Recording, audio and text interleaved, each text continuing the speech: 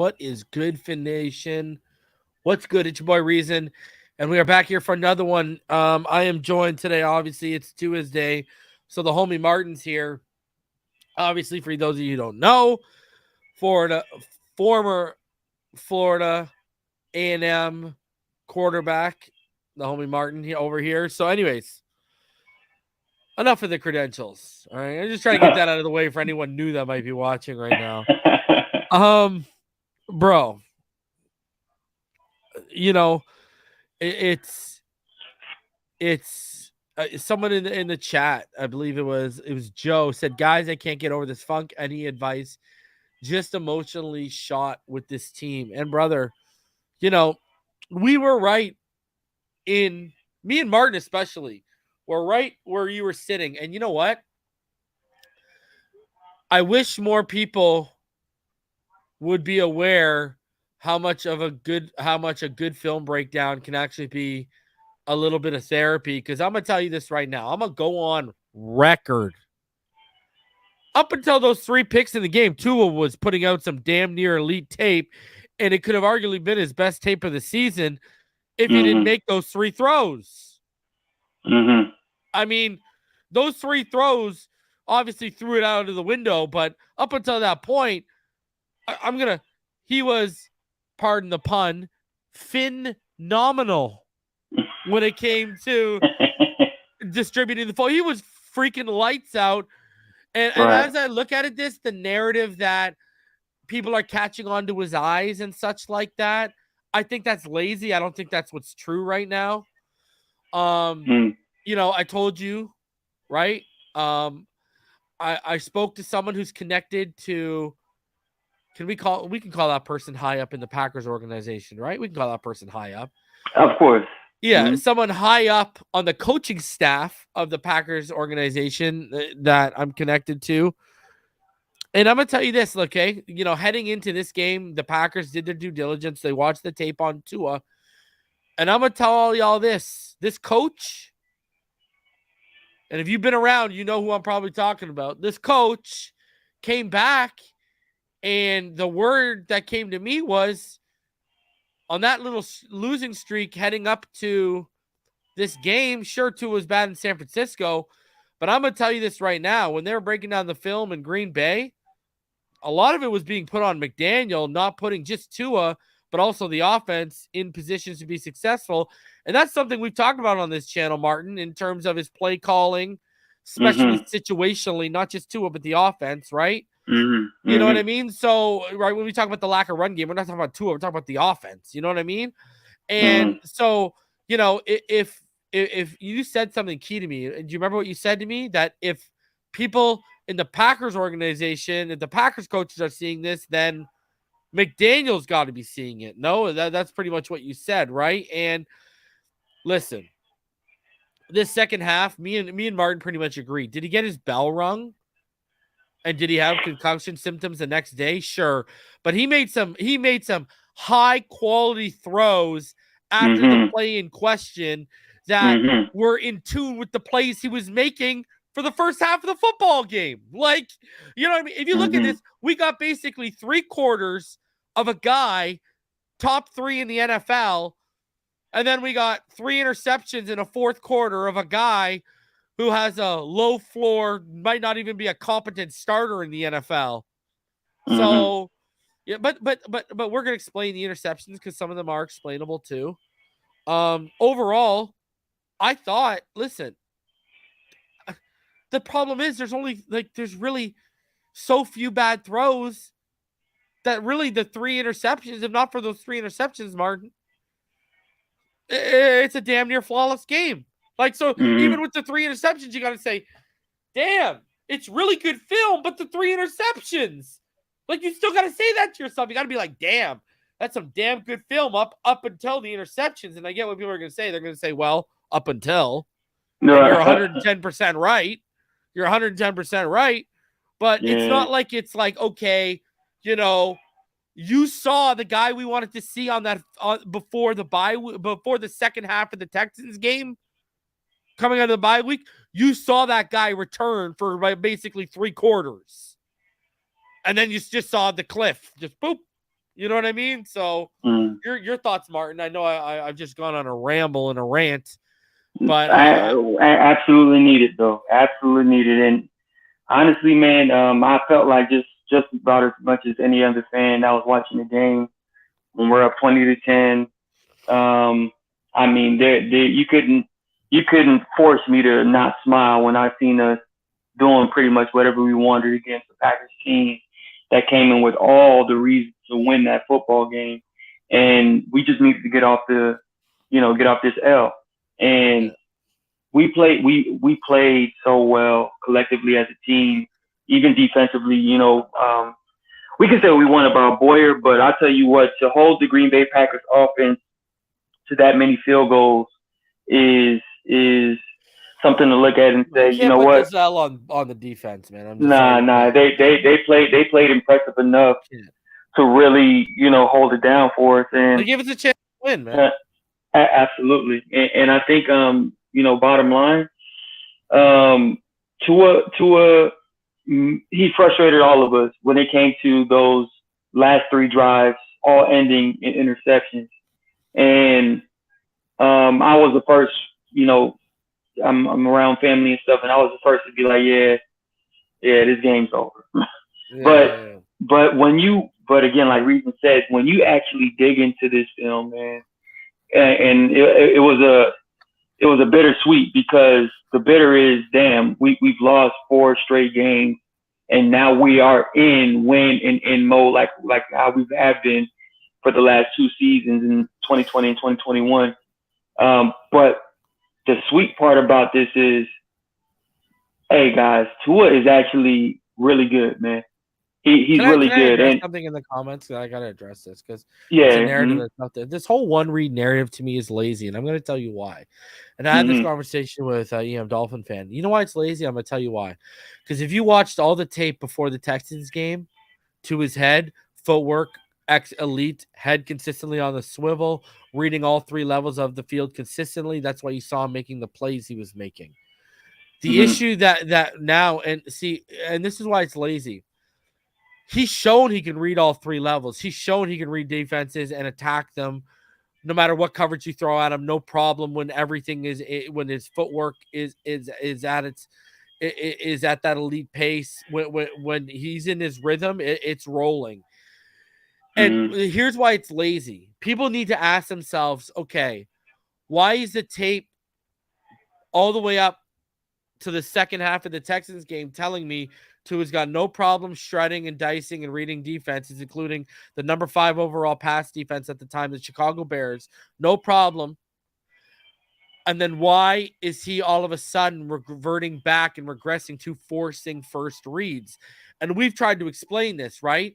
You see that come out when he feels the pressure of needing to make a play happen or mm-hmm, forcing the rhythm and the timing of the offense when it's not there. mm-hmm. The rhythm and the timing of the offense was there this week. So he wasn't forcing a first read because of that. You know what I mean? And see, and I said this to EM, you know, it's our duty as people who break down film, as people who know more than the average casual fan, who the average casual fan tunes into to get an explanation of, why this is happening and how this is happening. It's our duty to explain why. If you've been watching every week, we've highlighted, you've seen, even going back to the last 2 years, you've seen Tua go through his progressions. You've seen 1, 2, 3, bam, ball out. You've seen it. You've even seen 1, 2, 3, back to 1, bam, ball out. You've seen it all. You'll see it today where before the interceptions, he gets down, he goes through his reads, gets down to his check down read, but by the time he gets to his check read and wants to make the throw, pressure's in his face. There you go. It's over, right? So you see it. We've seen it. The question has to be, why does he revert back to the bad habits when we've seen him check off all the boxes and play Right. without those bad habits hindering his play? We've seen him, you see the elite I pocket presence on a couple plays here where he moves up, steps up, makes the throw. You see it all. But again, people got to ask themselves, when I watch the tape, when I watch All-22, why do I see when he's in rhythm, when his footwork's going, when he's feeling it. Why do I see his head on a swivel? He's reading all three levels consistently.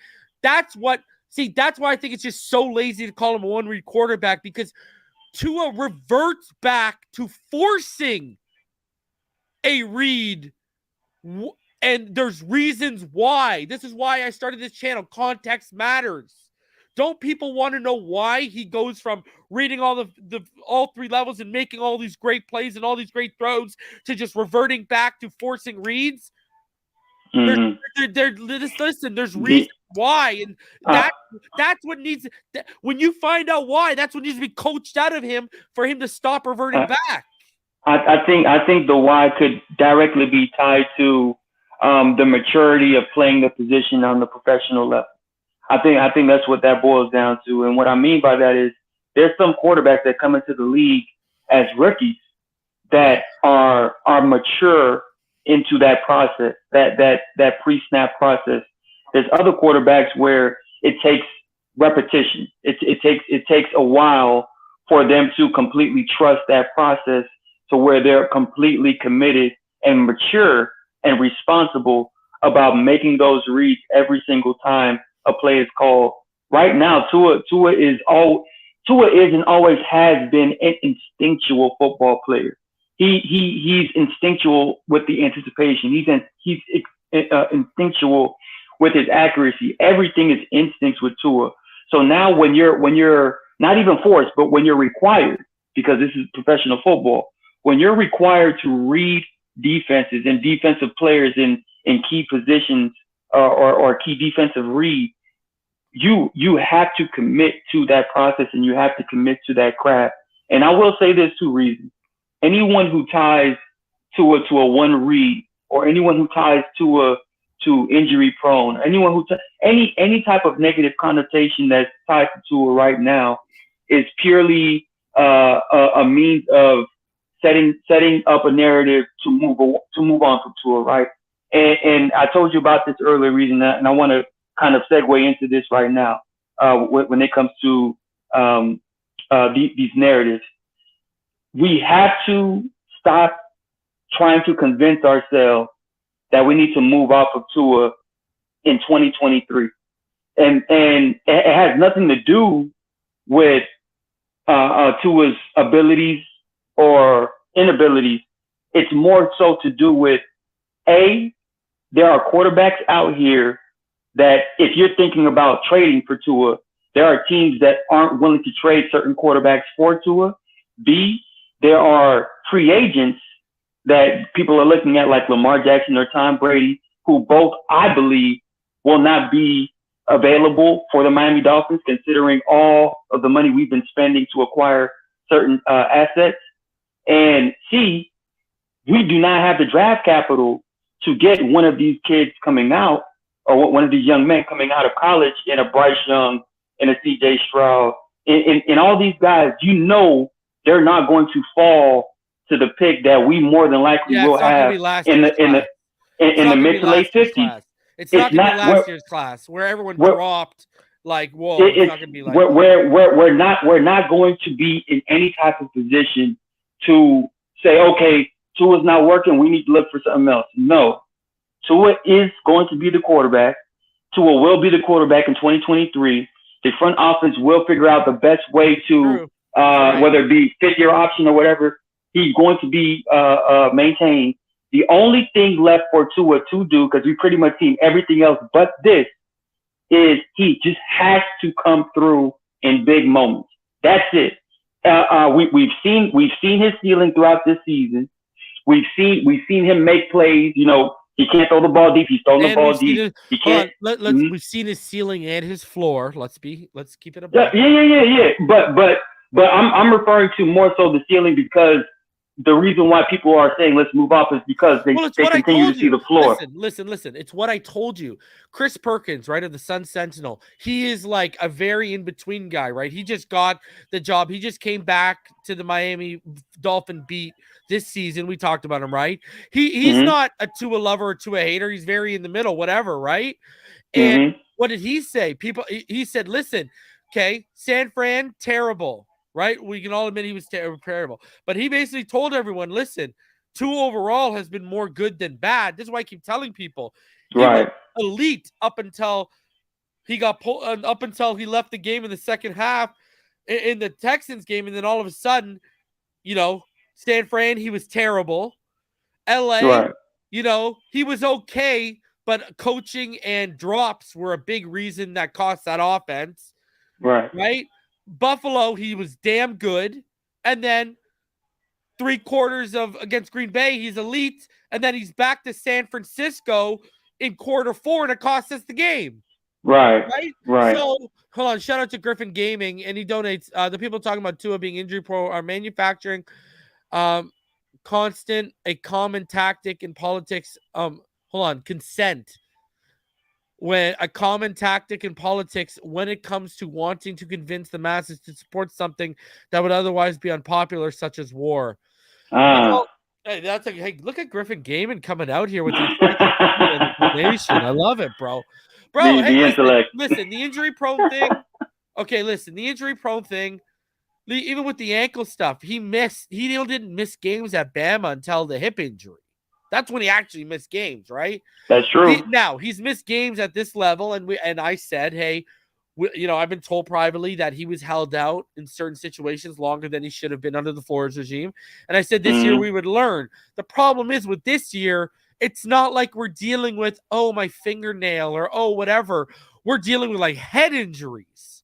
Right. And like neurological. This is like a different thing you don't play with that can listen, I'm not saying it's going to end to his career, but when you stack these kind of injuries, they can make you, reevaluate what you want to do in life. Let's be honest. True. And rightfully so.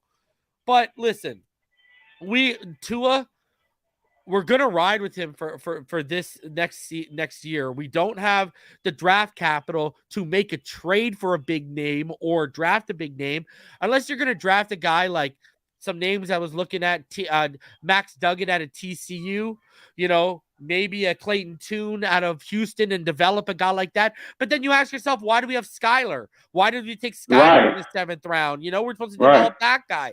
So, you're going to see Tua and McDaniel next year, right? Listen, I might have sipped a little bit of the Kool-Aid when we were 8-3, but, it goes back to what I said in the offseason.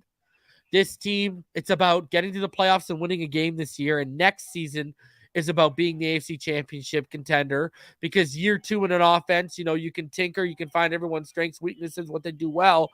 But back to Chris Perkins, what did he tell everyone? Tua's trending towards a 5th-year option / extension more than he is to getting traded or cut or moved on from because, dude, all the good he did, they're not going to forget that. And they're going to go back. They're going to tinker and blah, blah, blah. And again, because of the financial and draft capital strap they're under right now, they don't have another option too. Like, even when you go and move Ogba's money, even if you go move Byron, you got to pay Wilkins. Zach Sealer's got a new contract coming up soon. Like, you got guys you got to pay and take care of here too, right? And you got to always keep some money tucked away because you got to make sure you take these guys that are coming up like Waddle and Phillips and all those clowns. For better or worse, Tua is the best option because he's still on his rookie contract, and it gives us more leeway to attain and acquire more pieces, whether it be in the offensive line, the second level of the defense, whatever it may be, to really, bolster the roster even further. Because again, I think the roster that we have at this moment can make noise. You know what I mean? Like we really can. The only issue is stacking wins, one, and then obviously if and when it matters, right? But if and when we get to the point where we're in a playoff game, the only thing left now is for our quarterback, Tua Tagovailoa, to really show us that he can handle the situation, handle the pressure, and do it to a point where now he has to silence the critics for this. It's what you go back because everything else has been answered. It's what you said. Tell everyone what you said privately to me, EM, and Lou about Tua getting over the hump. What specifically? in terms of like this all comes down to this team and Tua. They need to get that win when it matters to get them over the hump. Right. You know, yes. and then it's basically game on from there. You know what I mean? Exactly. But until they get that win, we're running in these circles right now. That's right? The key. That's absolutely the key. And what I meant by that, getting over that hump, is because again, pressure situations, you know, big game situations, win and in or win or go home situations. There is a very distinct and unique environment that comes with that. And for Tua, especially because he's been in these situations. He's a high school state champion. He's a national champion coming off the bench. He's been in those situations, but in the NFL, it's a new situation for him to overcome. So what I'm saying is, once he overcomes that, once he gets over that hump, and he is familiar with the new air, the new compliments, the new, like, because you have to handle that mentally. When you can handle all of that and you have full command of that environment, that's when you find your kind of cruise control of how you prepare, how you practice, how you handle situational football. We're gonna see it when we see it. Right now, as far as this most recent game, this was Tua's best game out of the 4 games that we've seen in these last 4 losses, up until, like Reason said, those 3 consecutive interceptions that ended the drive and pretty much sealed the game. And broke our heart. Yeah, it was tough. But as far as the film is concerned, like, that's what people don't get, I couldn't have been more happier. You know that's what people don't get. Listen, whether you like Tua or don't like Tua, me and Martin were hurting right there with all of y'all. I mean, yeah, it was tough. When me and you got on the phone with EM and Lou, I mean, they just let me and you vent, right, for like the first 10 minutes, because like I'm telling y'all, man, like we were pissed. Don't know, we were man. pissed. Like, trust me, we're right there with you guys. Like, we want to win just as bad as you guys. I mean, some of my worst sports memories are thanks to this team, whether it was watching Thurman Thomas and the Bills knock out Marino, whether it was a Stoyanovich field goal miss, whether it was Burnell sending Marino packing, whether it was Jay Fiedler costing us when it matters, whether it was watching Ricky just be the epitome of what eliteness is at running back and having no quarterback to compliment him. You know what I mean? Like going through the Philbin and the Cam Cameron eras. Like, man, trust me, we want to win just as bad as you do. But I only advise us as a fan base, instead of doing what we see what the Dolphins are doing to us right now, right? Like we're saying, this is the same old Dolphins, right? But in the same hand, we're the same old fans, writing everything off. Oh, it'll never change. And what I'm saying is, if we're seeing the same thing from the Miami Dolphins, 9 times out of 10, we got to change something within ourselves. And what I mean by that is, we have to, no matter what you all think we should do, or I think we just have to exercise that much more patience with what's going to happen with this team moving forward. Because as much as we want to make the playoffs, I think it's a greater benefit to make the playoffs knowing that you can compete and potentially win any playoff game that you go to, whether it be home or away. And we have to be patient for them to build themselves into that force. So, you know, it's tough, but we're here. You know what I mean? Why fight it? Let's just keep doing it, man. Let's just keep supporting it.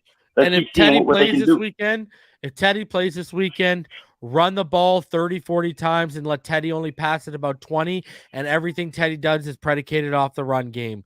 Run the ball down New England's throat in New England and just let the run game take over if Tua's not going to be out there, because that will be our best chance to win. If you're going to drop Teddy back the amount of times you do Tua and ask him to do all the 2 things Tua does, we ain't going to win.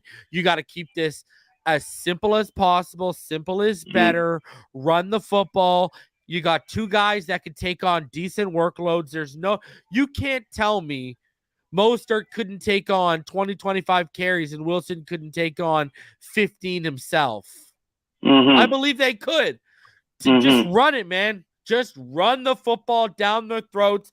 Tell your boys all week, if Tua ain't going, you better be prepared to smash mouths in the trenches, because we are going to stuff it down their throat in Foxborough, because A, they ain't gonna expect it, and B, after we do it to them, they go respect it, and so will the other teams on film. And we'll show them another side, man. Open the playbook up.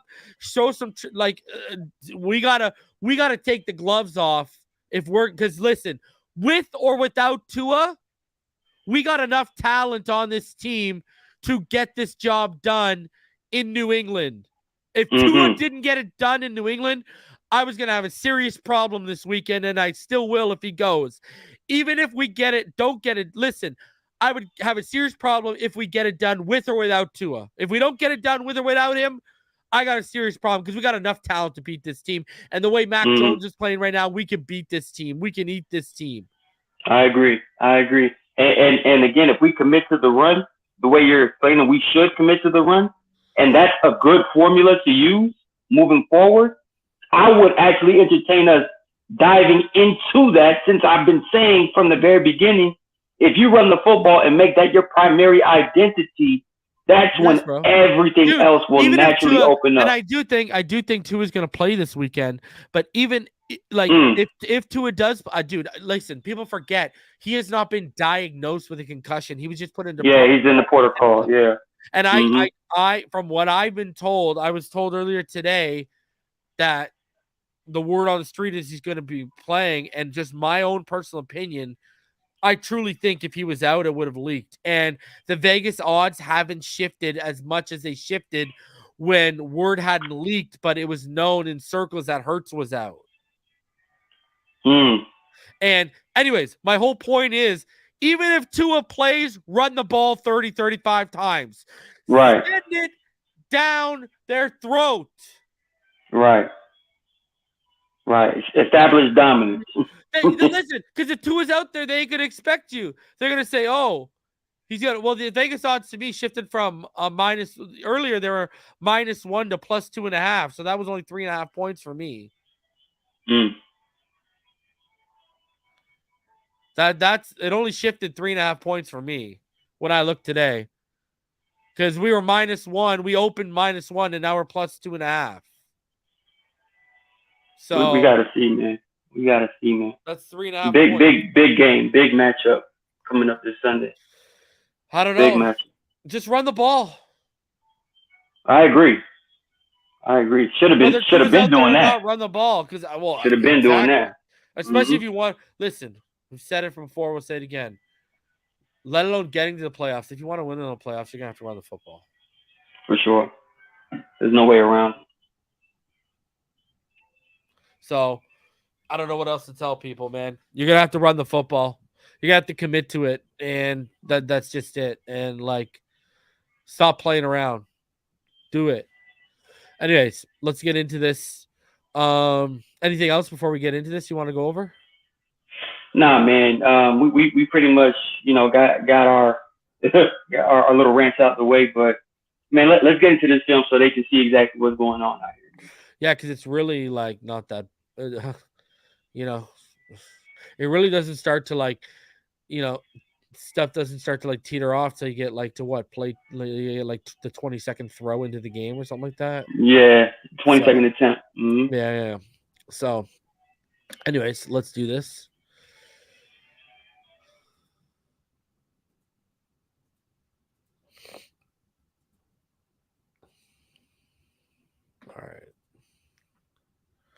All right.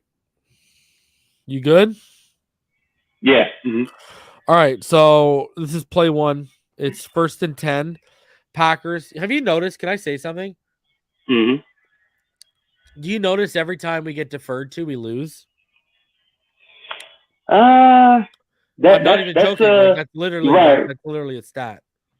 Yeah, that might be just a coincidence if you ask me. Griffin Gaming, he donated $5 to talk some fantasy trash to me. Huh. He said, "Good luck. I advanced to both semifinals in the Phinside leagues, and he says the 8th seed. So I'm guessing you're Liberty. I'm guessing he must be Liberty. So we're facing off this weekend. Yeah, and well, you know what I'm gonna do? I'm gonna lay the smack down. Sorry, bro. You already know get the lineups right. You know, bro. Who you starting this weekend, boys? Justin Fields against Detroit or Aaron Rodgers against Minnesota? Oh, you gonna get it in though? Don't worry. All right, so let's get to the film right now. It's 1st and 10. Again, after the Packers defer to Miami to start the game. You got Tua in the pistol. Mostert behind him, 21 personnel, 2 receivers stacked to the left, but Hill is going to motion out of it. Packers are in 4-2 cover 6. Tua, he's going to try and hit Ingold in the flat, and it is going to get batted down by how did he pronounce this kid's name? Agbear? This guy was all over the field. I mean, this guy made a lot of no idea. Plays. I think it's Agbear. This 55. He made a lot of plays for them, man. A lot of plays for them. A lot of plays.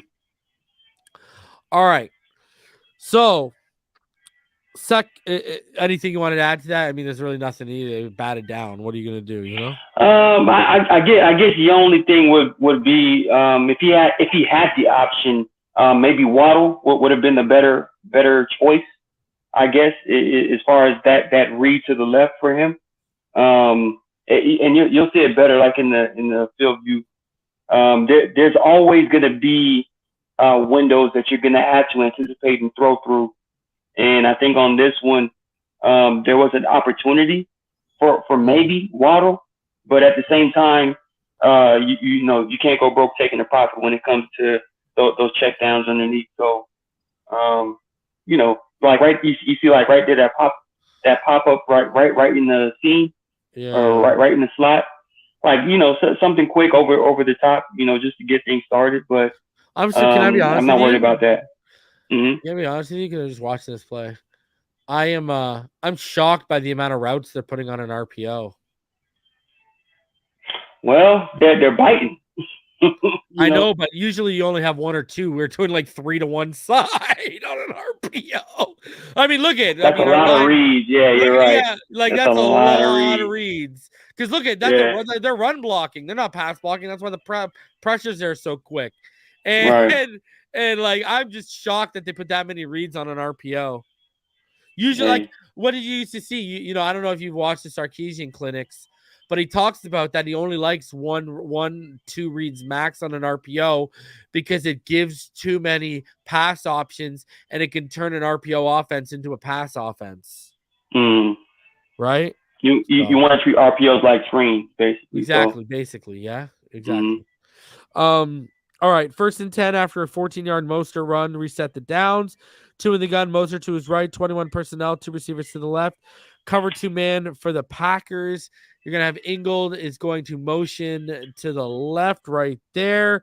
Great anticipation. This is the throw I was talking about on the phone to you, bro. Yeah, right read, right throw. But the anticipation, dog. Yeah, like, This is a great anticipatory throw with pressure bearing down on Tua here, man. He puts it to a perfect spot for Tyreek to come out of the break on his deep curl for a 14-yard completion. Like, you look at this is like look at look at he's already thrown that ain't even there, bro. Yeah, that's elite. That's elite anticipation. 5 yards still to that break, eh? Like, that is a solid throw right there. Man, look at that. As he takes the hit. Where's the flag, ref? Calling that on everyone else.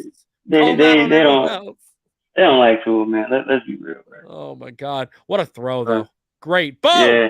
And look at one read quarterback. Should we watch his head here or no? Go ahead. Call it out, man.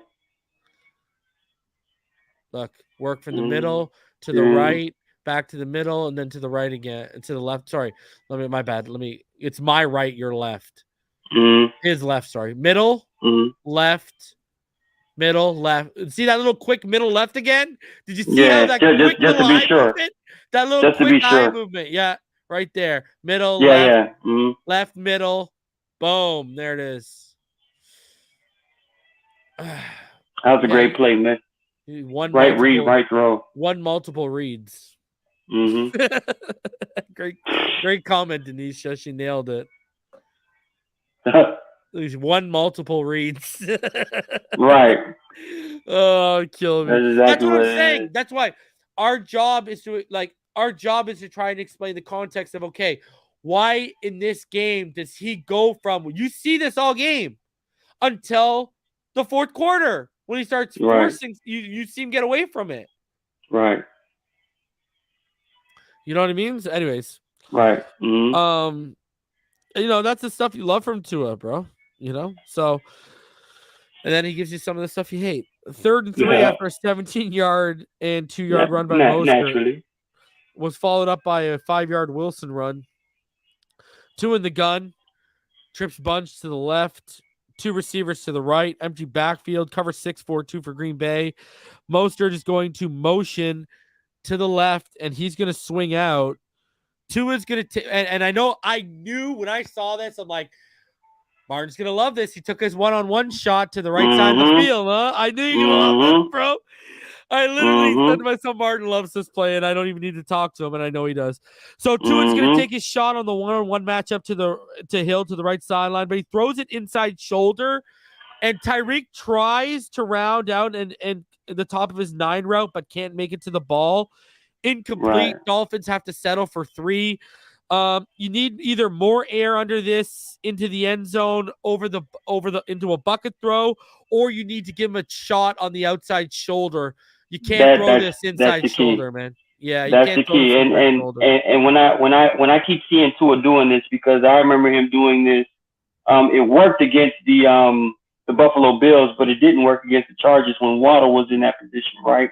Yeah. And this reminds me of how I used to mention that. By the way, Martin, I just want to freeze frame. The throw you love was the right read and throw because the coverage was good on the play. Anyways, continue. Yeah, I was gonna say for Tua in particular, or any quarterback, it's always about confidence, decisiveness, and conviction. Tua was confident in this play. He was decisive in where he wanted to go with the football, but the conviction it's always a question mark, only because when a DB is stacked on top of your wide receiver like that, that back shoulder should be an automatic, just a quick twitch in your mind. You are not going to throw that bucket pass. You got to throw the back shoulder. And Tua keeps doing this over and over again, but he has to incorporate that back shoulder throw into his repertoire of throws, man, into that menu of throws that you have to know how to make at this level. And everything was perfect up until that throw. You know what I mean? That's not the throw to make. It was a perfect read, but the throw to make for sure when the DB is stacked like that, gives Tyreek the back shoulder. And I think Tyreek, just by common sense, was looking for that back shoulder. Yeah, he was. It just didn't materialize from Tua. So he has to put that because of the distance he creates, you can bucket that, but he went inside shoulder, bro. And he got to round out the top of that. If you're gonna throw it, you can throw it over his shoulders, bucket it, is what I'm talking about. If you're throwing it over his helmet, he'll make that catch, or you got to go outside shoulder. But this guy goes inside shoulder, bro. I think contact there. Look at this, Look at how I caught that. Look at that contact. A little bit, yeah, it was, but it was still both of them were like. What was it, catchable? No. That was a judgment call by the referee. But either or, a bucket pass. You gotta go outside shoulder all day. I would go back shoulder, just based off of what Tyreek was giving us. But when you have only those hash marks off the sideline as room to make that throw, the bucket shot does not exist. If you want a bucket shot, that wide receiver has to be what I'm saying is watch. I'll show you exactly what I'm talking about. You see how close he is to the sideline? Yeah, that type of throw in the bucket is far more difficult than if you want to throw a bucket shot if that wide receiver is a full yard inside. I don't gotta even throw to the hash. All I gotta go is a little in. I basically got from about a yard or two outside the hash. If I want to throw it over the helmet, I can lead him into I can basically almost lead him into the end zone. Yeah. That would. That's what I'm I talking think about. that would have been He the. went inside. He went inside shoulder though. That's what I'm saying. True. Yeah. When I'm Okay, talking about that's true. bucket, when I'm talking about bucket, I'm talking about over the shoulder, over the helmet, lead him in. Yeah. Or I'm talking the outside shoulder, back shoulder throw. I'm calling it outside. You call it back. I call it outside. You call it back shoulder or the back shoulder throw. I'm saying those are the only two options. And you listen. I agree with you. The outside shoulder is the throw. But he's got a shot if you bucket this over the helmet. Right. Instead of inside, he needs to stay outside. Yeah, he needs to no contact, round out his route, and come back for the football the way he threw this. So yeah, like you didn't. I think you had two throws to make. There were 3 throws to make. 2 of them would give him a chance. One of them was the one he actually did, than the other, and then the third one he took was the one you don't take. Right. That's how I see this planning out. Right. So just misthrowing that one by 2. Yeah, it is what it is. It's not like you don't make up for it with some throws later on, but and that was the throw because the coverage downfield was good. So they settle for 3, and now it's 3-3 after Green Bay answers with a touchdown with a field goal of their own. 1st and 10. 2 under center. Jeff Wilson, the single back, 21 personnel, 1-by-1 receiver set. Cloud 3-1 for the Packers. And Tua, he's going to hit Waddle on the crosser, who gets across the open middle of the field right there. Back foot falling away. And look at the effort from Tyreek. An extra block up there. Great move by Waddle. Off to the races, to the house for 6, 84 yards, 10-3. Unreal. Dolphins, man. Like, unreal. Unbelievable stuff. Unreal. Falling off his back foot. And this play design froze all those DBs essentially to where Waddle just came across. Tua just flicked it out there for him. He caught it, and like it was just a foot race from there. Tyreek Hill is the best downfield blocking receiver in it. That dude, he gets in everybody's way. I wish one of them was mic'd up because I want to know what they were talking their trash when they got to the end zone, bro. I want to hear that, dog. I'm trying to hear that, bro. You already know what's happening. You see it especially in this angle, right? When they get to the end zone, look at this. Even Tyreek was almost gone, bro. But look at this. Like, so unselfish, bro. What a ridiculous speed. Yeah. Bro, this man's angles and playing open space. It's what I highlighted in Alabama. You are seeing Alabama. Look at him. You know they're talking right there. That Alabama Waddle, bro, we are seeing Alabama Jalen Waddle. He's emerging. And I'll tell you what, the reason why we didn't see it pop off his rookie year, people forget, bro, he was nursing an ankle injury off that national championship. Yeah. So he wasn't all the way 100% healthy, just like Tua with the hip. Every single year goes by, they get stronger. And what, like you said, we're seeing pretty much that Bama Waddle that we all fell in love with in the draft process. So 10-10 after Green Bay ties it. 1st and 10 after 12-yard Jeff Wilson Jr. run to started the drive off. We got Tua in the 2-back pistol alignment.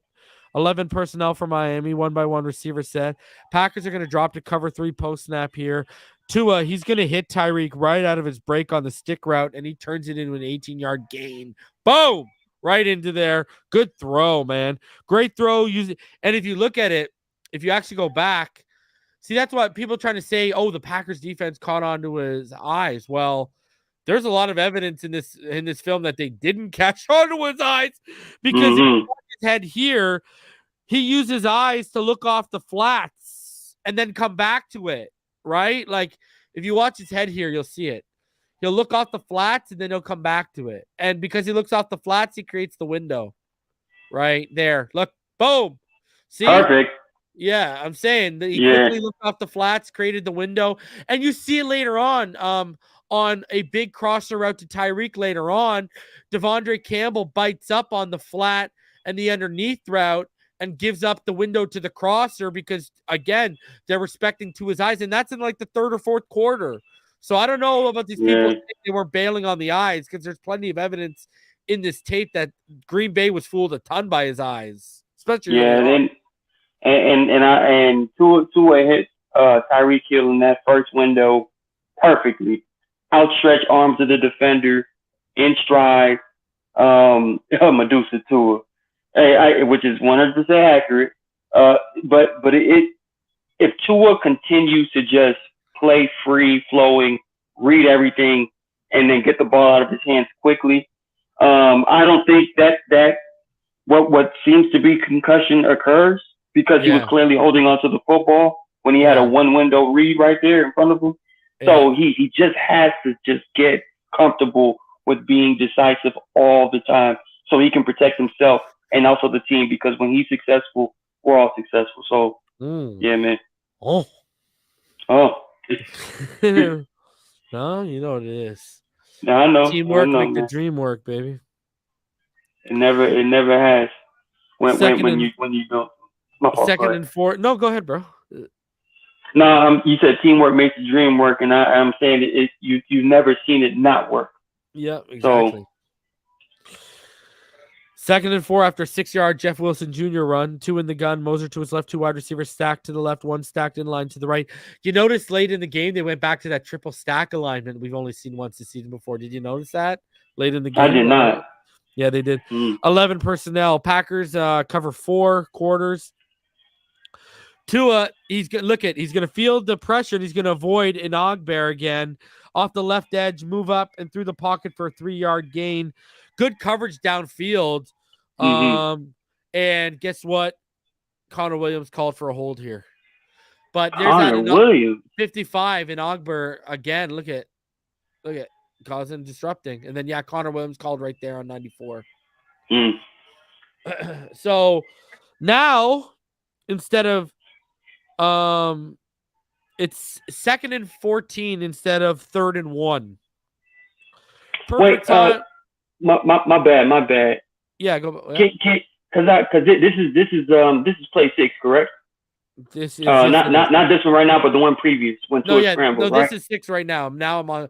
I backed it up. We're on the God view of 6 where he scrambles. Okay, because I wanted to ask you, or just consider. Has Mike McDaniel, like, I think he needs to just allow Tua to really check, not only for pass plays, but to check into run play. Because it looks like he could have got it right here, man. Yeah, yeah. Let's look at the alignment here. Oh, yeah. All the way. What is it?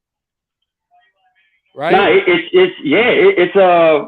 basically too high. Right, too high. Quarters coverage. Too high. What do you do, bro? You got to run the football, man. Too high. You got to run the football. Single high. You throw the football. You can catch him. You can catch him slipping. Yeah. So yeah, man. I don't know, man. I think the play design on here kind of messed things up for Tua as well. But overall, man, I don't know, man. I think Mike McDaniel needs to allow him to check to run. Even the coverage downfield was really good. But look at the play design. Look at everything's gone, basically. Yeah, look at the play design, man. If Tua knows what that play design is going to look like, and he sees the route pre-snap, I wish Mike McDaniel gives him that check. Like, quarters coverage against this route concept. Check. You know what I mean? I wish he gives him more of that. Yeah, the alerts, man. So alert can work. Exactly. All right. So it's 2nd and 14 now. No. It's 2nd and 14 now instead of 3rd and 1. Perfect time for Connor Williams to mess up again, right? 2 in the gun, 21 personnel with Wilson motioning to the backfield to give the Dolphins a split back look right there. Packers will drop into a single high robber, cover 1-man shell at the snap. Doesn't matter, though. Bad snap from Connor Williams cost the Dolphins another 7 yards. Well, man, ain't much to say about that, bro. It's just, lost of downs pretty much. Lost of downs. And I wish he would have got that snap away, because that blocking, that protection on that play looked like it was going to hold up, man. I know. But thanks, Connor. Get it together, Connor.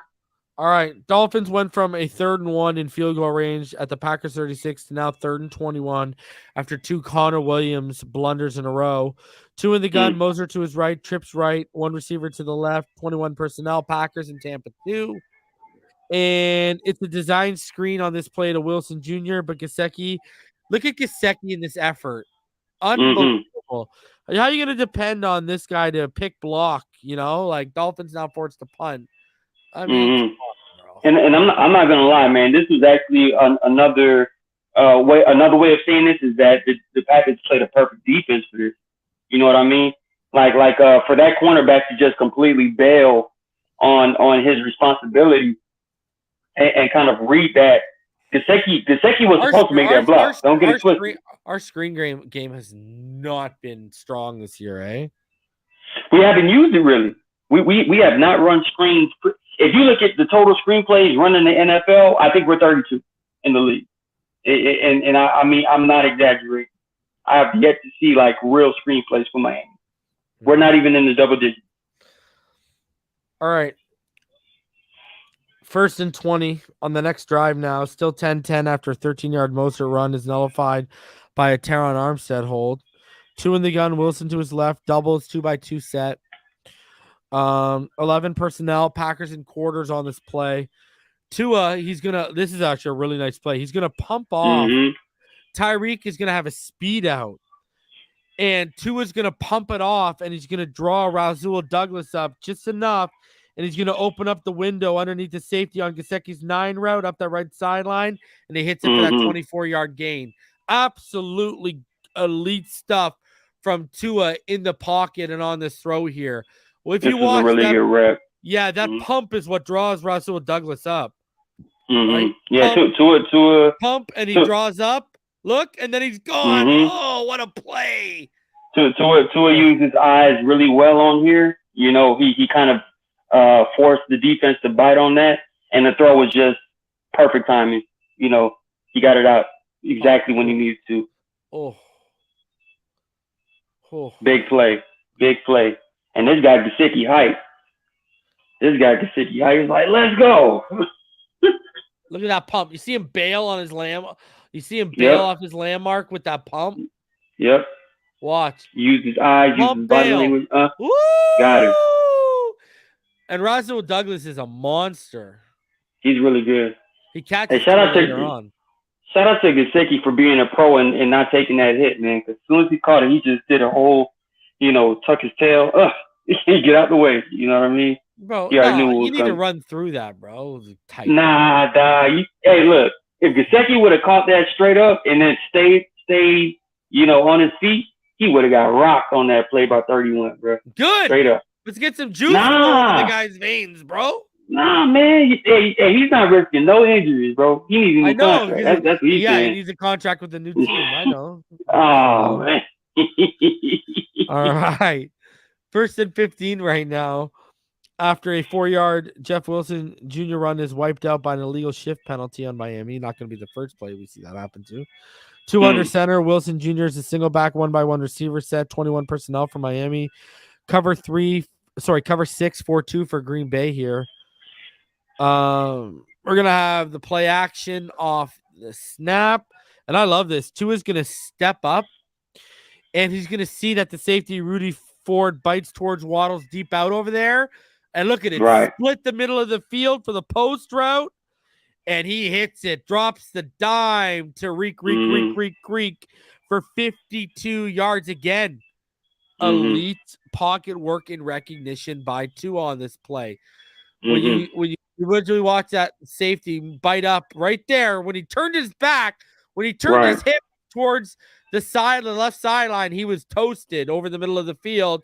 Great recognition, great play, great throw by Tua. Unbelievable. Exactly. Off the play action, that field safety was the key read on this defensive play. Look at that field safety was the key read, and he was going to be wrong either way. If he went with Tyreek Hill, he had Waddle. Since he went with Waddle, he had Tyreek. He didn't hesitate, decisive, and he threw that football with conviction. So he threw it out there for him. Oh my God! Are you saying a big explosive play came off Tua reading the defense? He damn sure did. No. And all you do is And he got to read it watch the well. hail. Look at right now, he is watching the safety off of this progression starts with Waddle. He's watching the safety off of Waddle's progression, off Waddle's route, off that, what was it, a deep out, right? It was a deep out route. He's watching Rudy Ford off that. He sees him open his hips, bail to the left side. He knows the route concept, and he's got that post. Middle of the field's open, flips his eyes. Boom, it's there. Dime. Big play. Big play. Unbelievable. Big play. Absolutely needed. Unbelievable. And guess what? We end up punching it in the next play with Wilson for 6. 17-10 Miami right now. And now we get the ball back. It's still 17-10 after a Packers 3 and out. 1st and 20 after a Robert Hunt hold negates a 3-yard Mostert run. I feel like I'm mentioning holds or something negating plays already too often. So we got Tua in the gun, Moser to his left, 1x3 receiver set, 21 personnel. Packers in cover 2 man. You're going to have Wilson is going to motion right there. Tua's going to drop a dime in between the time to Waddle on the slant. What a needle. Throw. Needle. Buddy. That's how it needs to be, man. First window, boom, right there. First window. Like and I tell you what, bro, if once Tua gets more and more and more reps in this offense and understands the timing needed in this offense, we're going to see more of these, man. Just needle the throws. Flat route, knowing the flat route draws up that box defender the curl right flat there. defender. And woo! Right off his helmet. The money. On the money. Unbelievable. That's exactly how you need to do. That's exactly how it's drawing up, man. Love it. No hesitation. That's exactly how it needs to go. Man, Jalen Waddle's that dude. Miss me with the Jamar Chase should be a Pro Bowler over him. Missing like 8 games. Still a Pro Bowl. You know? 2nd and 8 now. 2 in the gun. Moser to his left. 2 receivers stacked. 2 each side. Quarters for the Packers. Sherfield, he's going to motion to the right there. 2 is going to have Hill on the drag and even eyes it, but Darren Reed dominates Williams in the trenches, fills the passing lane, and gets a sack for a 6-yard loss. You watch it here is where you really see it. He's going to he wants to hit Tyreek, but the passing lane gets filled, and he got to bail, and boom. Honestly, it looked like he wanted Gesicki first. And I think he might have got locked in on Gesicki, and whether it be he froze or what have you, Tyreek Hill coming underneath was the high-low. That was the high-low for that. And they ran the perfect coverage for that to work. And Tua just, like you said, pass rush kind of got into his vision. You watch his head. Yeah, they fill the passing lane, right? And if you watch his head here, right before the passing lane gets filled up, he sees Reek right there. Look it. He sees him. Gotta let it go. But the passing lane then gets filled, and he's got to bail. I still think he has to let that go regardless. I agree. Because I agree. You're going to take a hit. You're going to take a hit on this play, but at least you give your guy the chance, man. See, but then when you see his head here, ball it's as soon as you see your head turn and that vacancy is there, that means you just toss it in that vacancy and let Tyreek make that play for you. So, but he didn't like how close the pressure was getting to him clearly, and he just bailed instead. True, but again, you're right. Quarterback have to stand in there. You know it. You're right. I'm just explaining why. I think he didn't like the pressure here, bailed. He has to learn how to stay in there, man. You got to hit Reed there, man. You got to hit Reed there. All right, now it's 3rd and 14. 1x3 receiver set for the Dolphins. 2 in the gun. Wilson to his left. 10 personnel. Cover 6-2-4 for Green Bay on this play. You're gonna have Sherfield's gonna motion.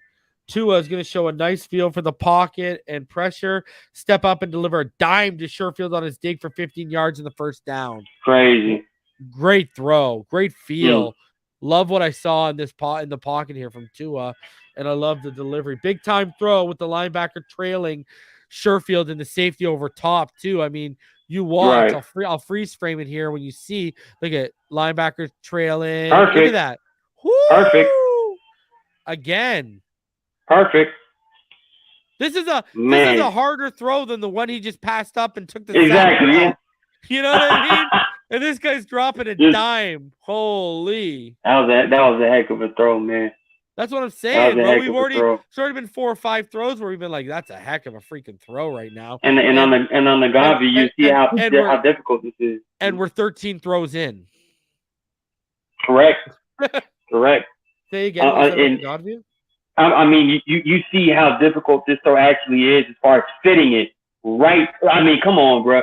You have to pass. You have to throw it past that linebacker, and you have to keep Trent Sherfield safe from that safety who's bailing into that robber zone coverage to kind of cut off that route. What does this remind you of? What does this remind you of? Just to remember? In Buffalo, yeah. right? Yeah. Same exact and now this time that Sherfield dropped for a touchdown. But exactly. like Martin says, Sherfield makes the catch this time. Same exact concept and everything right here. And Tua keeps him safe again. you know, so unbelievable. Perfect throw. Elite throw. Yeah. Elite throw. Mm-hmm. All right. 2nd and goal after a 1-yard Jeff Wilson Jr. run. Tua in the gun. Moser to his right. 21 personnel. 1 by 3 receivers set with Gesicki motioning quarters for Green Bay. Look, this is where I told you he's going to go through multiple progressions, and then he's going to see his check down here. But everything is covered, and by the time Tua is going to get to his check down, Mostert underneath, the pressure from Preston Smith is going to collapse everything, and he's going to strip Tua for the fumble. But Tua tried to go through all of his reads here, and by the time he got to his check down, Preston Smith was bearing down, and then Preston Smith stripped him. So he tried to go through all of his reads, but I truly believe I see it. He's reading it, piece by piece by piece, level by level. But I believe that first read was open. I think he had to let that ball go. The Wilson read again. You know me reading. Anytime I see 1-on-1. And you got that pivot route right there? Man, just give it to him, Tua. And Wilson puts his hand up. If you actually watch it in full time, Wilson, correct me if I'm wrong. If we watch it in full time here, doesn't Wilson put his hand up slightly? Let's see. Right there. See? Yeah.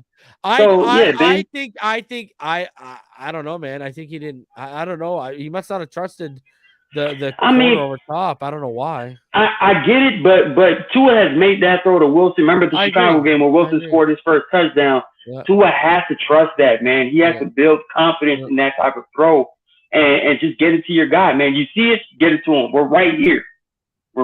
Man. Yeah. But, took the sack,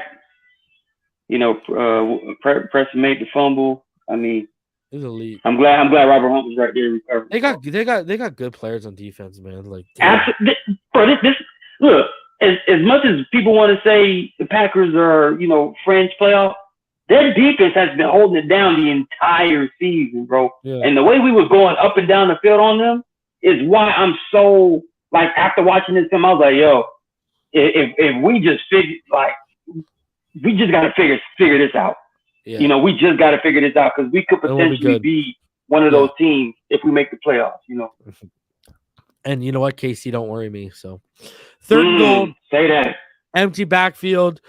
3x2 set with 2 in the gun. But you're going to have, hold on. But what's his face? Mostert motions into the backfield right there. And Packers are going to be initially in quarters. They're going to flip to Tampa 2. And it's a screen right there. Sorry, Hill motion to the backfield. It's a screen right there to Mostert. So they tried to give them this weird look by motioning Tyreek Hill. Eye candy.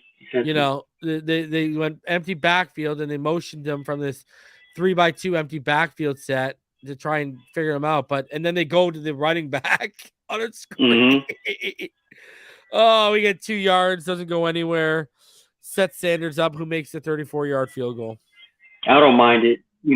Just you're right here. Don't do nothing crazy. Get an easy completion and move the field goal closer. That's all. Yeah. So 20-10 Miami. All right. Just under 3 minutes left in the second quarter. 1st and 10 after a Packers 3 and out. 2 in the pistol with Mostert. 12 personnel for Miami. Strong right. 2 receivers to the left. Cover 2 man for Green Bay. Hunter Long is going to motion. It's going to be a play action. Tua is going to look like he wants to target Waddle stick route, but Douglas bailing to the middle of the field caused him to look it off. And he hesitated, and now he tries to shovel it to Smythe, and that's where his head gets banged, and people think he got these concussion syndromes off of. But if you watch him here, he looks, if you go back, if you watch his frame by frame, he clearly wants Waddle on that stick. But again, you're going to see, watch Rasul bail here. Right there. Starts to bail and takes it away. Yeah. And but if the ball was out early, he would have been there. Exactly. That's why I mean by, because he hit Waddle in that first window to drive previously, right? Yeah. And when you flip your right there, I mean, you got it. The coverage is right there for you. Man, just hit Waddle in that first window. Get the ball out of your hands, because clearly he held on too long because his eyes were not in the right spot. And it cost him, because I do believe he kind of it wasn't as severe as the Cincinnati concussion, clearly, but I think this was still a far milder version of the same type of concussion that Tua sustained in that Cincinnati game when you see it on this view right here. So, it's tough, but he can't hold on to the football. No, yeah, and guess who the one who hit him was? That Inagbar guy again. Relentless. And he still got 8 yards from the shovel to Smythe, which is amazing. Correct. and you know what? I will say this too about Tua, bro. And most fumbled the next play, right? Yes, he fumbled on the next play, exactly. And the Packers drove and kicked a field goal just before half. So, but honestly, for Tua in particular, bro, I don't know what it is with him and how he, falls to the ground. He never braces himself. I know. For the impact with the ground, and his head suffers the most. It'll be different if you get concussions, if you get hit dead on by a defender. But every single concussion that Tua has sustained is him not knowing how to brace himself for the ground and impact on the ground, and his head literally whiplashes directly to the ground. It's like, what? How do you? His arms come up, but he doesn't fence. Look at his arms are up. See? If you see it, his arms are up. Let me see if I can freeze it so people can see his hands. His arms are up. Look at his hands. Like right there, yeah. It was eerily similar to that Cincinnati game as far as when he was seizing up, you know what I mean? But in this one, like I said, it was far milder, but you can tell he suffered some type of head injury on this play. But again, I'm all of this is always preventable for Tua, man. He just has a habit of this, and I don't know what you have to do to coach him or teach him, or how he can learn how to not do that. Brace himself for the ground impact. But that's never a good thing with Tua, man. All right, so that would end up being Mostert would fumble on the next play, turn the ball over. Green Bay would get a field goal heading into the half. Now it's 2020 after Green Bay converted the Mostert fumble to a field goal and started the second half with a TD. Right. March down the field. My fault. Yeah. No, go ahead, bro. No, I'm just saying Green Bay just completely marched down the field. You talk about halftime adjustments. Yeah. They did that against our defense, and it worked. 3rd and 8 now after 2 Mostert runs to start the Dolphins' first drive of the second half. 2 in the gun, empty backfield, 2-by-3 set. And this is actually impressive. Packers in cover 2 pre-snap. They'll drop to cover 1 robber look. Tua is going to get flushed out to the left here, and the awareness by Waddle is elite. He's running like an out route, but comes back to his QB in trouble, and Tua makes the throw somehow for a 7-yard gain. It brings up 4th and 1. Dolphins would end up going for it, and Mostert would convert. I think if Hunt secures that stunt, he throws that ball to Waddle way sooner, and it's a first down instead of him running back to the football. But good old stunts. Offensive line, man. We need y'all, man. Good old stunts. All right, 2nd and 9 after a 1-yard Mostert run after the reset of downs. We got 2 in the gun. Moser to his right. 21 personnel. We got a 1-by-1 receiver set here. Cover 2 man for Green Bay. You're going to have play action. Linebacker's going to delay his buck over the middle. Tua's going to hit Waddle on the deep whip route, and he takes it up the right sideline for a 24-yard gain. Great stuff. I love the presence in the pocket by Tua on this play. Perfect read, perfect throw. Perfect read, perfect throw. And this is, this is the throw that, you didn't think that, the concussion symptoms hadn't set in yet, basically, right? He's still playing football. Yeah. And honestly, I don't think the concussion symptoms kicked in at all this game. When you really look at like how he continued to just make throw after throw, read after read, he was still as sharp as all get out until the last few drives. Yeah. 1st and 10, 2 under center. Moser is a single back, 21 personnel, 1-by-1 set. Packers show cover 6-2-4, but they're going to roll to a cover 3. Eagles going to motion. It's going to be a fake toss. Tua is going to try to spin off and away from the pressure, but there's more waiting for him, and instead of throwing it away, he tries to shovel pass it again, except this time it's in harm's way. Almost turns it over. Terrible play. You got to go down or throw this away, Tua.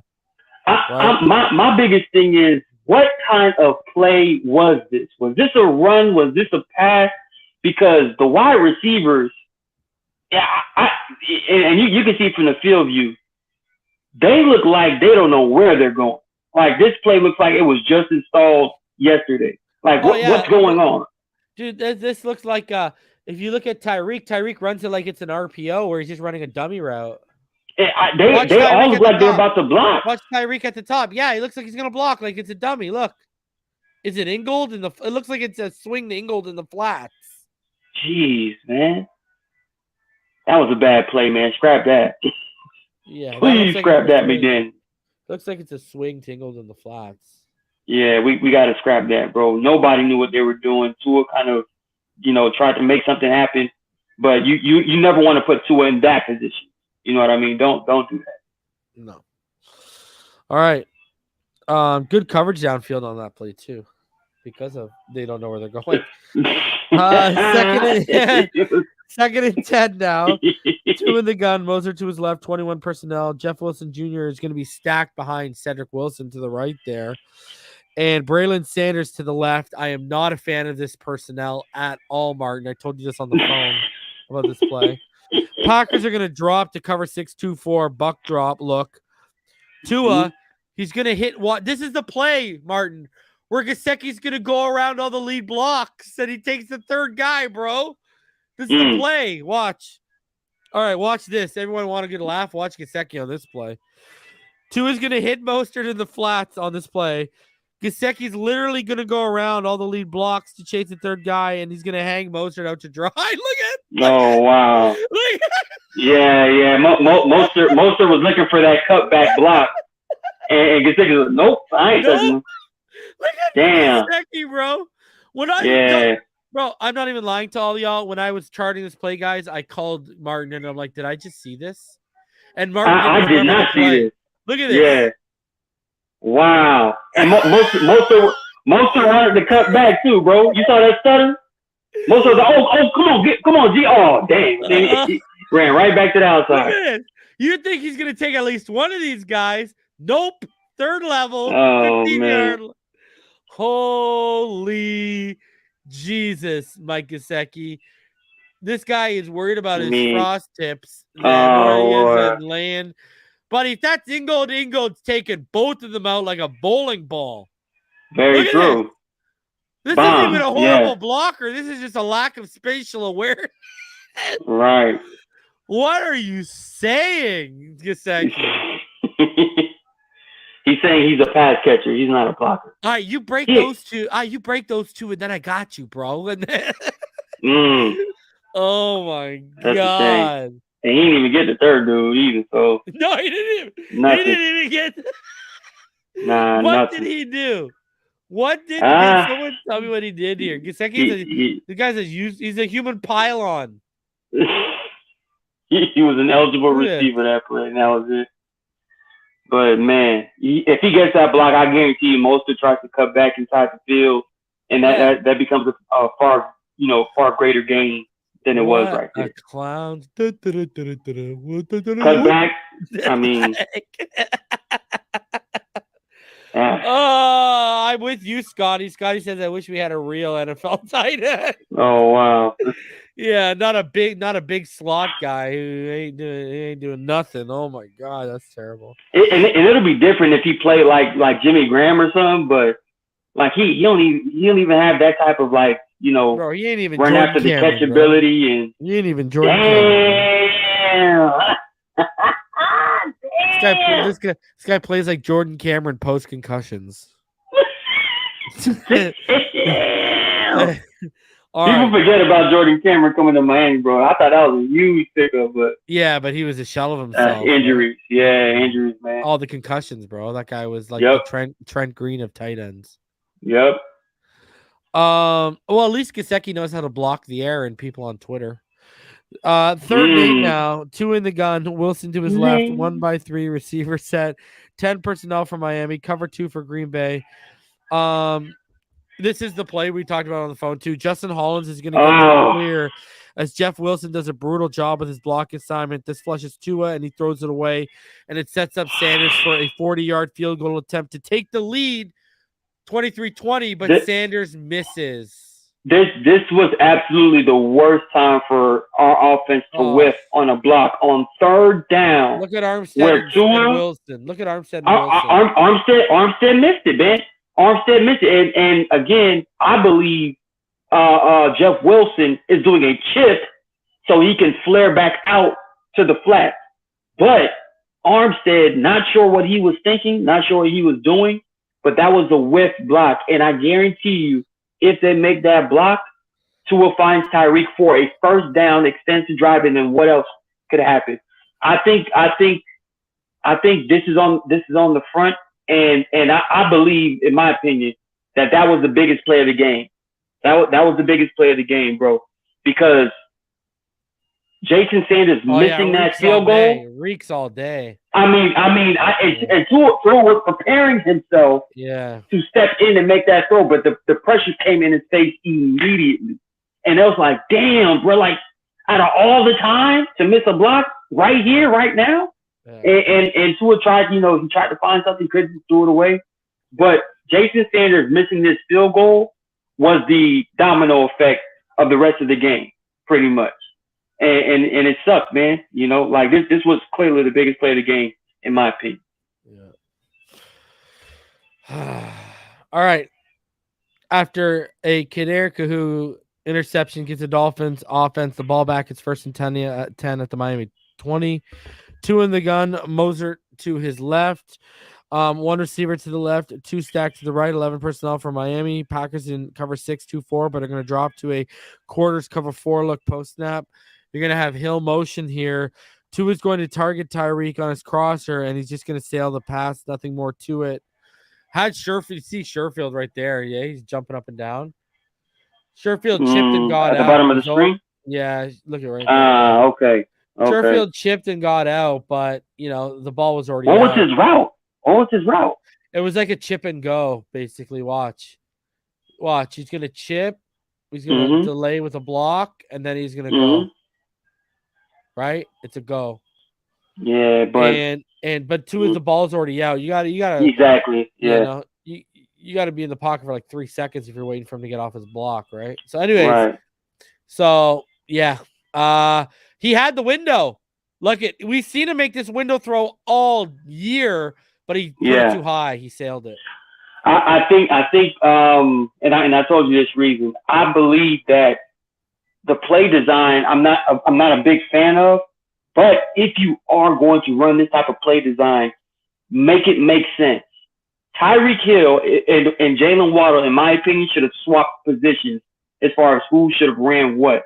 If you have Tyreek Hill going full speed off the ball and Jalen Waddle doing that motion to that route underneath, I think the defense respects Tyreek Hill enough to completely bail out. Yeah. And then you see Waddle coming right underneath that for that window for Tua to hit that instead of throwing it layered over that linebacker, and clearly it sailed out of his hand. it was. I thought I didn't like the design, but if you do run that type of play, make it make sense with the right personnel, bro. I think if Tyreek and Waddle switch places, that play might have worked. But again, no excuses though. Tua, hey, We've seen you make this throw all year, right? Yeah, make that throw. Just sailed it. Got away from him. But I think the defense gives that route more room if Tyreek Hill is the one blowing the coverage off. Yeah, so. More space. Yeah. Mm-hmm. All right. You got 23-20 after Green Bay now turned the interception into a field goal. 2nd and 3 after a Wilson run for 7 yards to start the drive. 2 under center. 1-by-1 receiver set. Wilson's a single back. 21 personnel. Packers in cover 2-man. Smythe is going to motion. We're going to have a play action here, and it's a great play by Tua. He's going to move up and lay a perfect touch pass to Waddle on his dig route for a huge gain. Perfect throw there. This play is the play that convinced me that the Tua concussion that we were all talking about, did it affect him? This play convinced me that it did not. Tua was super sharp on this play, stepped into the pocket and made it. I mean, come on, bro. That's just giving your guy a chance, and you put it in the perfect spot for Jalen Waddle to make, from my estimation, his first all-hands catch this season. I got to do a round of applause for that for Jalen Waddle, man. Finally, keep that up, Jalen Waddle, man. Use your hands, brother, and you're gonna be something special. But that play right there convinced me that Tua was okay. He was okay to play. Yeah, it's just a great play, man. Great play. Mm-hmm. 3rd and 7 after back-to-back Wilson runs. Tua in the gun. Wilson Jr. to his right. 2-by-2 double set. 11 personnel. Packers going to drop to cover 2-man. Sherfield's going to motion. Tua is going to hit Sherfield back shoulder at the top of his stick route off the motion to avoid the defender making a play on him or the body. 10 yards and a first down. What a throw. Further confirmation, bro. He was good. Perfect. Even after the first throw. pick, you were seeing dimes. Look at that. Yes. Again, protecting his receiver, man. Exactly. Confident, decisive. He had conviction on that throw. He knew exactly what to do. And mind you, this is a drive where Tua just threw an interception. Hey, Martin. Found Gesicki's burner account. Charles J. Desira. Yeah, okay. Oh man. All right, Mikey. But I'll tell you what though, Gesicki's skill set as a pass catcher is he's a top 10 tight end in my opinion when it comes to just pure hands. But his issue is not doesn't make the contested catch enough. I love Gesicki's hands, bro. I love his range, but like how you just mentioned, the contested catches, he's not big body like that. You know what I mean? He's not Travis Kelce. We know that. But again, back to the Tyreek Hill is like 5'9", 5'10", and this guy makes more contested catches than Mike Gesicki. All right, let's stop this right now. All right, come on, bro. I'm not expecting you to outmuscle everyone out here, but this guy doesn't even make any in the red zone. It's ridiculous. Even against safety, yeah. I see what you mean, man. Yeah, he climb the ladder and make the catch, bro. How does Waddle climb the ladder better than you do and make catches in tight coverage than you do when you got the bigger body than him? Just saying, man. It has more to do with the dog inside of him. You know what I mean? Like Tyreek had the dog inside of him to go get that. Jalen Waddle had the dog inside of him to go get that. Gesicki, Chihuahua. He has one of those, but like a full blown pit.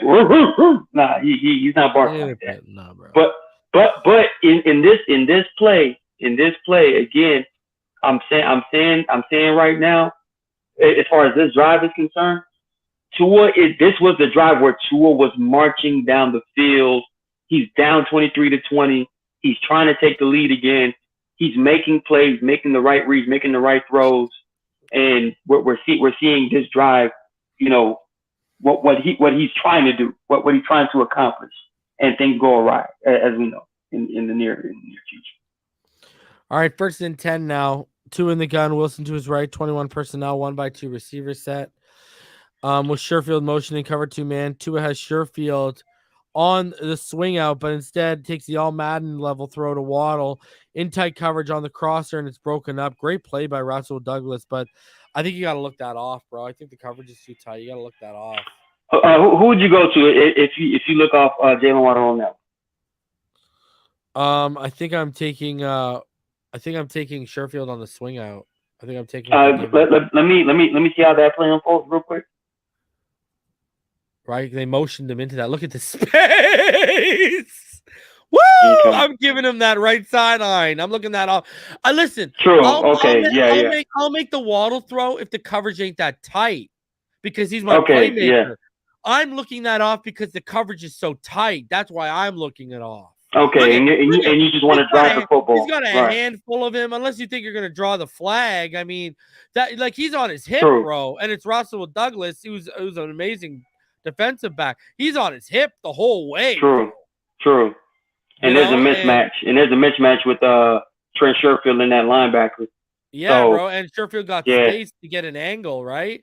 And and you motioned him to give him all that momentum coming out of the of the motion, right? Like the speed he's got coming out of it, you know. That's a good look. Yeah, you're right. That's where I would have went. But whatever. No. That's 100% correct. Well, he made Tua right here. Well, because you look at it, Tua does make the throw. It's just a better play. Right. Greater defensive play. And when you scroll down the camera in the broadcast view, he did get there early, but it was so close and so bang that they didn't call anything. Yeah. So I'm with you. I mean, feel that coverage. Hey, you know you got your outlet swinging to the right. Hey, give it to him. Yeah, and Spooky in the chat. I don't know what you're saying, bro. We've shown him looking off defenders multiple times in this tape, dude. The 2nd and 10 now. 2 in the gun. Trips bunch to the left with another receiver split wide to that side and one wide receiver split wide right. Empty backfield for Miami. Tampa 2 for the Packers. Wilson Jr. is going to motion. Look at this. Here you go. Here is him looking all off a defender right now. Devondre Campbell is going to bite up due to Ingle and Sherfield routes underneath and Tua using his eyes. And that's going to open the window for Hill's crosser, which Tua is going to hit perfectly on the play. Great design, great conflict creator, great use of eyes by Tua here. Right here. Here's an example. There's only 30 pass attempts when you include sacks. We're on the 26th. So here they are biting on it right here. Look at Devondre Campbell bit. That's why now that window opened up on the crosser, and there it is. I thought this was just a perfect play call too, man. I think this is a perfect design. It's a conflict creator. That's what I call this. Look at it's a conflict creator, and you're keen on that cornerback, Jair Alexander, to be overly aggressive because we tried to run that same play. Remember where Gesicki missed that block because that corner completely bailed on his assignment? Same concept. You trusted that he would do the same thing on this play because it was bundled like that.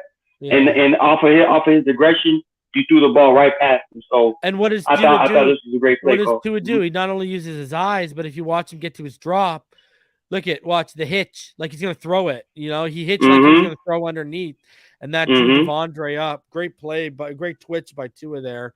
Great play by Tyreek. Open the window, man. Open the window with his. If you watch here, he opens the window with his twitch and his eyes, man. So right there, twitch, and there it is. Yeah, perfect. So and again, he's just driving the football. This is and this drive in particular, people have to realize, bro. This drive would have responded to that first interception, bro. The second interception doesn't happen. Well, this is the play. This is the play. This play right here cripples the drive, I think. Exactly. So right now it's 2nd and 8 after a 2-yard Wilson run. 2 in the gun, Moser to the left. That trips. See, there's that triple stack. See, we've seen it once before, right? To the right, we're doing it to the left. So you got that triple stack. And it's inverted over here to the left too. Because in that 49ers game, they were doing like it, like the running back was at the front. The running back was at the front. Yeah. And so now you got this triple stack we've seen once before to our left. Waddle split wide right, 21 personnel, cover 6-4-2 for the Packers. Wilson's going to motion at the snap to the right. And Tua is going to hit Waddle on the slant. He takes it across the middle at the left sideline for 15 yards. But problem is, Waddle's called for an illegal formation. Correct. And because he didn't line up over the tackle properly, he didn't cover the tackle. And ladies and gentlemen, I mean, if this play's happened, we're inside the 10 right here. First and goal. And just little things like this is what Mike McDaniel has been emphasizing to our players as far as the details of this. The details is what's really going to get them over the hump. And this is on Waddle's alignment, man. And he has to know he has to cover that offensive tackle to maintain eligibility. And you know, instead of it being first and goal on the 10-yard line, it's 5 yards back, and now we're on the 30. Yeah, 20-yard play, wipe out. Now it's 2nd and 13 from the Green Bay 36 instead of first and goal from the Green Bay 10. Context, yes. Yeah. You got 2 in the gun, 2x2 receiver set.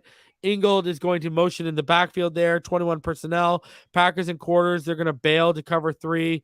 Clear miscommunication here by Tua and Moser. Tua throws it like it's a stick, and he runs up, and Moser runs up the seam. McDaniel actually said in the presser that Moser ran the wrong route. Brutal end to a really good drive that they were sustaining. Right. Bro. Brutal end. And I spoke with you about this earlier today, reason the personnel on this play or on the previous play is what personnel? What's the personnel on this? On this play? Yes. It's 21, correct? It is. Yeah, it is. You're correct. 21, meaning one running back, one fullback, one tight end. They're all lined up to the right side, right? And then you have to your left side, Tyreek Hill in the slot, and Braylon Sanders on the outside. Yep. I'm not sure if Tua subconsciously completely erased the left side because Braylon Sanders is out there. But even if that were the case, you have to understand, and obviously Mike McDaniel said he ran the wrong route. But look at what's going on to your left side with real wide receivers, bro. Yeah. You have to stay over there. Because, again, as much as you want to trust Raheem Mostert in that situation, he's a running back. He does not understand the nuance of settling down in the seam route, even though that's the right coverage for you to make that throw. Yet that's a running back. He does not know any better. So, again, as much as we want to put the blame on Raheem Mostert, you know what I mean, for running the wrong route, of course, it is what it is. But Tua has to understand personnel and who can make certain catches and who cannot. And I think for Tua, he should have maintained all attention towards that left side, even though he doesn't 100% trust Braylon Sanders at this moment. Yep, so, I agree. Tough way to end that drive, man. 26-20 now after another Green Bay field goal. 1st and 10, 2 in the gun. Wilson Jr. to his right. 3-by-1 set. Hill motions to the right. 11 personnel. Green Bay's in Tampa 2. Tua, he's just going to hit Wilson Jr. on the flat route for a quick 3-yard pickup right there. Nothing much to it. Now the next play. This next play is drive again. I know. Not a good snap either again, eh? Shout out to Connor Williams. Yeah, I know. 2nd and 7 now. 2 in the gun. Wilson Jr. to his right. 2-by-2 set. 11 personnel for Miami. Tampa 2 for Green Bay. Gesicki is going to round out his out route and make it look like a corner, but Tua is going to lock in instead of seeing Rasul Douglas bailed on Tyreek to bracket Gesicki's route underneath. Interception. You have to take Tyreek on this, man. Underneath, yeah. You got to take him underneath on this drag. Like, man, look at he bailed to bracket. You got to look that off. You can't make that throw right there. You got to either take Tyreek or check down to Jeff Wilson here. Look at Jeff Wilson right there. And I get that Tua is an anticipatory type of thrower because he threw this well before Mike Gesicki broke off into his route. Yeah. And well before, Russell Douglas bailed off of the bait and switch, Yeah. but he had enough time to allow that to unfold. That coverage, what have you. He had enough time to allow that to unfold and to give Gesicki, if Douglas sticks with Tyreek Hill, that sideline catch that we know Gesicki can make, right? Yeah, So I because thought he just far over top with his cushion, right? exactly. So I just thought, this was kind of a rush throw instead of, maintaining calm, maintaining poise under the pressure, and just letting the ball go. Like it was a rush throw, and he anticipated way sooner than he probably should have, and it cost us, man. So bad pick for Tua right here, man. Bad pick for Tua. Overall thoughts on the film? Because I mean, again, you see a lot of great good things, and then you see those 3 decisions on those 3 interceptions just leave you scratching your head, man. Again, I said it once before, I'll say it again. This was tough. It was a tough loss. It was tough to lose this type of game because we had so much command early on. Yeah. But I'm still seeing good film from Tua Tagovailoa. I'm still seeing a kid, and let's be real, man. We got to call him a man now, man. He's getting to the point where it's getting real for real. It's getting real for real, and it's getting to the point where, like Mike McDaniel said, put up or shut up. Yeah. Tua has to continue to ascend in this offense. First year in this offense, we've seen what he could be potentially when he hits all strides and all facets of how to operate this offense with his skill set. He just has to keep chopping that wood, like he said in that mic'd up, man. Keep chopping the wood. Keep your head down. Don't smile at nothing. Don't celebrate nothing. Stay locked in and make the plays happen. Let the plays come to you, and you make those throws, bro. Because I've seen enough to say I'm still rocking with Tua.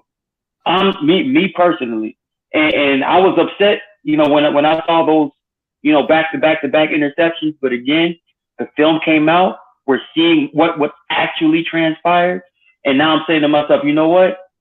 I'm rocking with Tua. I'm sticking with him. And anyone who wants to jump off of Tua, that's cool. You're entitled to. You haven't seen enough yet. He keeps falling short of these moments and situations. But let me tell you something right now. Once Tua figures this thing out, and I believe he will, I know he will actually.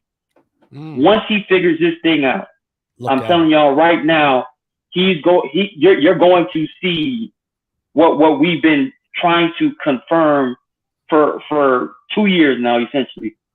We're going to see the left-handed Drew Brees when it's all said and done.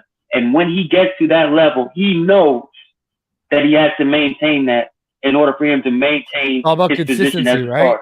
It's all about consistency. That's all it's about, man. Being a man and being mature to your craft and your profession. He's capable of it, and he just has to commit to it fearlessly. If we see the guy we saw for 40, 45 minutes of that game for that full game, we probably end up killing the Packers.